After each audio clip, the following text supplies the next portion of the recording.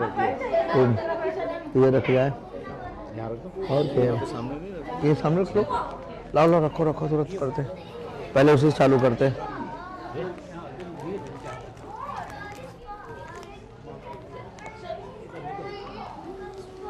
कुछ खाया कि नहीं आप लोगों ने?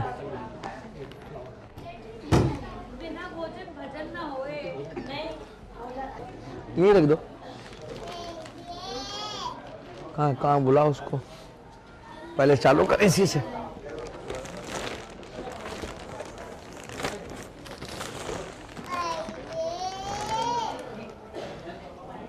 क्या बोल रहा है भाई नटखट? रुक रुक रुक रुक जाओ। वे राधा रानी का जन्मदिन है। अच्छा।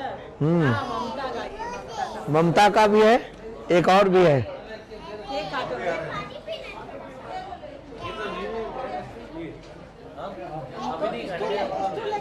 ये तो कोई बर्थडे का काट रहा है। पहले बर्थडे का, बाद में वो।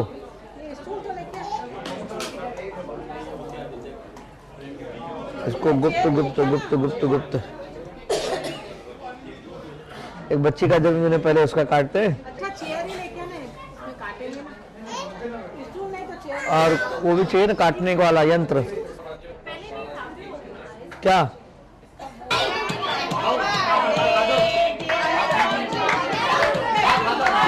लो काटो काटो बेटा काटो। नारायण नारायण। चलो भाई बोलो, चलो चलो।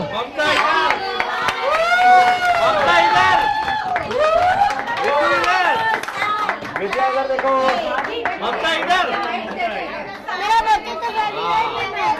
बस एक दूसरे को खिलाओ तुम दोनों, एक इसको खिलाओ तुम इसको खिलाओ।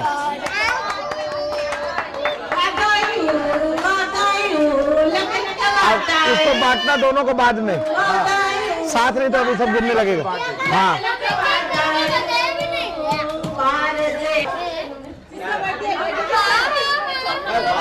अब आप बाहर बाहर।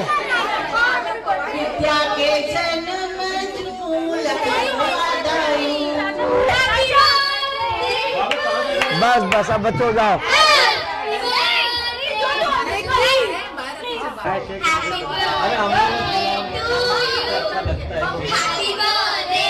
बच्चा बाजू हो गया बेटा, इतने सारे भाई।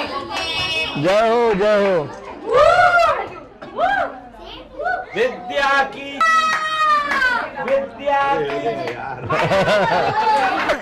तो प्रेम की जय हो।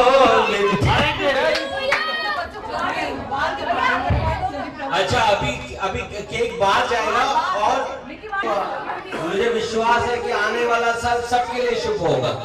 नारायण नारायण नारायण। अच्छा अच्छा किसी को कोई प्रश्न? अच्छा मेरे पास एक क्वेश्चन है कि शुभ कर्म, दो टाइप के कर्म है, एक है शुभ कर्म और एक है सत्कर्म। इनका अंतर क्या है? शुभ कर्म क्या है, सत्कर्म क्या है?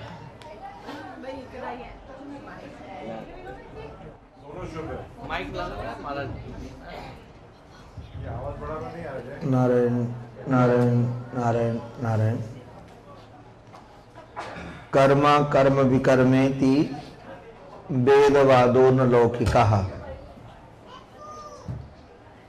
कर्म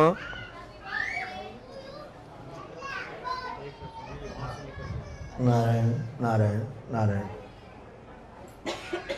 कर्म अकर्म और विकर्म, तीन प्रकार के ये कर्मों का क्रम है। शास्त्र में जो विधान किया गया है कि ये करो, उसका नाम कर्म है। और शास्त्र में जो निषिद्ध किया गया है कि ये मत करो, उसका नाम अकर्म है।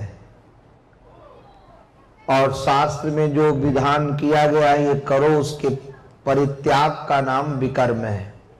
कर्म अकर्म और विकर्म।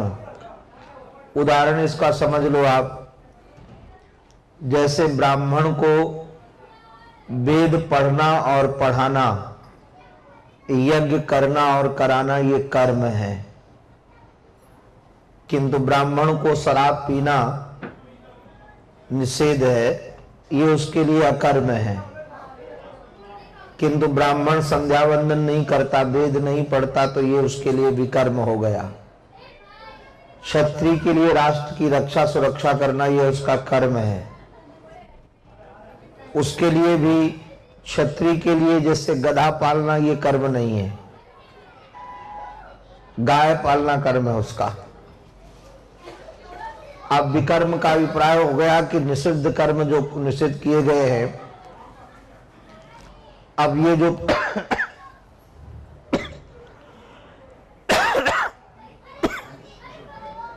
नारायण, पानी नहीं चाहिए। शुभ कर्म और सत्कर्म, दो कर्मों का विचार करना है यहां। श्रीमद् भागवत महापुराण में इस प्रश्न का बड़ा सुंदर उत्तर है कि वृंदावन की पावन पवित्र भूमि में नारद जी महाराज ने देखा कि एक स्त्री रो रही है बहुत सुंदरी। उसकी सेवा में भी कई सुंदरियां लगी हुई हैं। कोई स्त्री उसके आंसू पोंछ रही है, कोई उसको हवा कर रही है, आश्वासन दे रही है कि तुम रो मत। नारद जी को लगा कि ये कारण क्या है, कौन स्त्री है जो रो रही है। पास में जब पता चलाने के लिए गए तो उस देवी ने नारद जी महाराज को प्रणाम किया और कहा कि आपके दर्शन मात्र से हमने, क्या कंपट बोलते हैं चॉकलेट को, ये जो खाते हैं बच्चे, इसको खा लिया, इसमें शायद कुछ गड़बड़ है, खटाई होती है ना, लौंग दे दो। नारायण नारायण नारायण। नारद जी ने उस देवी से परिचय पूछा। आप लोग हमारी तरफ आ जाओ थोड़ा, तो पीछे लोगों को स्थान, इसको हटा दो, यहाँ रख दो।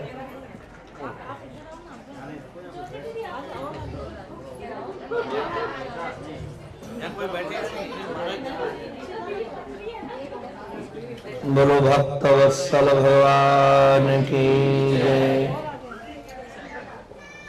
नारद जी महाराज ने उस देवी का परिचय पूछा कि तुम्हारा परिचय क्या है। उसने कहा कि मैं परमात्मा की पत्नी हूं, नाम मेरा भक्ति है, और जो हमारी सेवा में संलग्न ये स्त्रियां देख रहे हैं सुंदर सुंदर, एक स्त्री का नाम गंगा है तो दूसरे का नाम गोदावरी, कावेरी, अलकनंदा, तुंगभद्रा, ये पवित्र पवित्र नदियां हमारी सेवा में हैं। और मैं परमात्मा की पत्नी हूं, तो रो क्यों रही हो? परमात्मा की पत्नी होने के बाद इतने सुंदर सुंदर सेवक तुम्हारे पास है, तो रोने का कारण? तो कहा रोने का कारण है कि हमारे दोनों बच्चे बीमार पड़े हैं। संसार में ये देखा जाता है कि माँ वृद्धा होती है और बच्चे जवान होते हैं, किंतु यहां उल्टा हो गया है।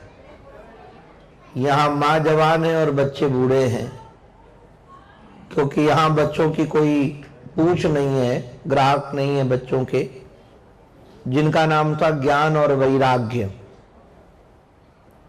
ये भक्ति के बच्चे हैं। समाज में भी देखा जाता है कि माँ का जो अंतःकरण होता है, माँ का जो हृदय होता है, वो चाहे कितने दुख में हो, किंतु बच्चे यदि आनंद में होते हैं तो सुख मनाती है, वो आनंदित होती, प्रमुदित होती है।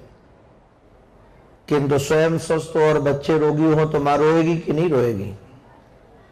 तो कहा मेरे दुख का कारण यही है। नारद जी ने विचार किया कि ज्ञान और वैराग्य को जगाने के लिए ज्ञान चाहिए, तो गीता का, उपनिषद का, ब्रह्मसूत्र का, वेद का बार बार पाठ किया कि ज्ञान वैराग्य जागे। ज्ञान वैराग्य जागे तो सही, किंतु अंगड़ाई लेकर जम्हाई लेकर सो गए। नारद जी तब भी हिम्मत नहीं हारे। तो आकाशवाणी हुई, नारद जी को सुनाई पड़ी, सत्कर्म कुरु देवर्षे। अरे देवर्षि, अगर तुम ज्ञान वैराग्य को स्वस्थ बनाना चाहते हो, भक्ति को प्रसन्न करना चाहते हो, तो सत्कर्म करो। और ये सत्कर्म किसको कहते हैं, ये संत बताएंगे। मैं कई बार कहता हूं, ये संत और भगवंत दोनों की मिली भगत है। मिली भगत ऐसे है कि आप भगवान के समीप जाओगे तो संतों के पास भेज देंगे, और संतों के पास जाओगे तो भगवान के पास भेज देंगे। कहेंगे उनसे पूछो। हमारे अपने महाराज जी के आश्रम में जो व्यवस्था संभालते हैं अभी, उनको अगर किसी को कुछ देना होता है तो चुपचाप उठा के दे देते हैं। नहीं देना होता है तो हमारा नाम लेकर कहते हैं आचार्य जी आएंगे तब उनसे पूछ कर करेंगे।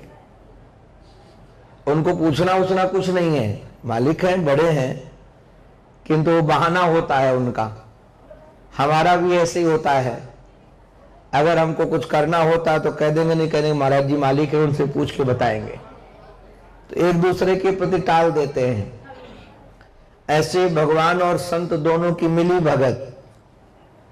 ये भगवान क्या करते हैं, आप संपूर्ण भागवत में देखो, रामायण में देखो, भगवान के समीप कोई जाता है तो कहते हैं संतों के समीप जाओ, संत बताएंगे। यहां तक कि अपने पिता वसुदेव को भी भगवान ने संत की ही शरण में भेजा। उपदेश दिलाना हुआ तो भगवान ने स्वयं नहीं दिया, उनको नारद जी महाराज के चरणों में भेज करके उनसे उपदेश दिलाया। तो अब आकाशवाणी हुई कि सत्कर्म कुरु देवर्षे। हे देवर्षि, इनको स्वस्थ बनाना चाहते हो, ज्ञान वैराग्य को, भक्ति को प्रसन्न करना चाहते हो, तो सत्कर्म करो। किंतु ये सत्कर्म बताएंगे तुम्हें संत। अब वो संतों की खोज में निकले। वृंदावन से लेकर के बद्रीनाथ तक गए, उनको कोई संत मिला नहीं। संत वेशधारी बहुत मिले किंतु सच्चा संत नहीं मिला। बद्रिकाश्रम में उनको संत मिले जिनका नाम था सनक, सनंदन, सनातन और सनत कुमार। इनके सामने भी उन्होंने अपनी जिज्ञासा रखी कि आकाशवाणी हुई है कि सत्कर्म करो, तो सत्कर्म नाम किसका है। तब उन सनकादियों ने बताया, जैसे यज्ञ करना शुभ कर्म है, दान देना शुभ कर्म है, दीन दुखियों की सेवा करना शुभ कर्म है, रोगी का इलाज करा देना ये शुभ कर्म है, किंतु सत्कर्म नाम किसका है। सत्कर्म सूचको यज्ञ, सत्कर्म नाम है ज्ञान यज्ञ का। ज्ञान यज्ञ माने ये जो हम लोग सत्कर्म करते हैं, ये सत्संग का नाम ही सत्कर्म है। जो हम बैठ करके सत्संग करते हैं, क्योंकि कर्म तो इसमें भी है। कर्म करने के देखो दो साधन हैं, ज्ञान इंद्रियों से भी कर्म होता है और कर्म इंद्रियों से भी कर्म होता है। आंख से देखने का जो काम है ये भी कर्म है, किंतु ये ज्ञान इंद्री का कर्म है। और पैर से जो चलने का काम है ये भी कर्म है, किंतु ये कर्म इंद्री का कर्म है। हमारे आपके पास में 5 इंद्री कर्म की इंद्री है और 5 इंद्री ज्ञान की इंद्री है। इसको हमने एक दिन विषय लिया था। ये 5 जो इंद्रियां ज्ञान की हैं, केवल ज्ञान करती हैं। इसमें आपके पास एक आंख है, एक कान है, एक नासिका और एक जीव, और 5वीं इंद्रिय त्वग इंद्री, खाल, सेंस। इससे स्पर्श का पता चलता है, सर्दी गर्मी का पता चलता है। नासिका से गंध का पता चलता है, जीभ से रस का पता चलता है, स्वाद का, खट्टा मीठा चटपटा। कान से शब्द का पता चलता है, आंख से रूप का पता चलता है। ये करने जितने हैं तो ये कर्म, किंतु ज्ञान इंद्री के कर्म है। अब देखिए, सत का साकार विग्रह दर्शन करना, वो सत कर्म है ना। सत नाम उसका होता है जो सदा रहे। सत्कर्म का सीधा साधा सत्य आप किसको मानते हो? कोई गवाह व्यक्ति जाए न्यायालय में, एक बार कुछ बोले, फिर दूसरी बार कुछ बोले, तीसरी बार कुछ बोले, तो कहेंगे ये झूठा व्यक्ति है, गवाह देने योग्य नहीं है। जो उसने पहले दिन बोला था वही दूसरी गवाही में, तो वही तीसरी गवाही में बोले, तो कहेंगे ये सत्य बोल रहा है। सत्य का अभिप्राय होता है जो सदा एक रस रहे। सत्य का परिवर्तन नहीं होता है।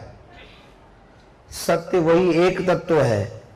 जैसे आभूषण सत्य नहीं है, सत्य सोना है। तरंगे सत्य नहीं, सत्य जल है। घड़ा सत्य नहीं, मिट्टी सत्य है। क्योंकि जब घड़ा नहीं बना था तब भी मिट्टी थी, और जब घड़ा फूट जाएगा तब भी मिट्टी रहेगी। तो जैसे आभूषण नहीं बने थे तब भी सोना था, और आभूषण जब टूट जाएंगे तब भी सोना रहेगा। तो सोना सत्य है, नाम रूप झूठे हैं। जो सदा रहे, इसलिए सृष्टि बनने के पहले परमात्मा था, और ये सृष्टि बन जाने के बाद परमात्मा है, और सृष्टि जब नहीं रहेगी तब भी परमात्मा रहेगा। तो सत्य नाम परमात्मा का है, और सत्य की प्राप्ति के लिए जो कर्म है उसका नाम है सत्कर्म।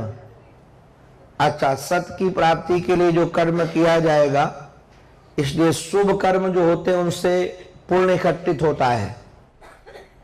शुभ जितने कर्म है उससे पुण्य की पूंजी हमारे आपके जीवन में इकट्ठी होगी। अशुभ कर्म करोगे उससे अशुभ की पुण्य पाप की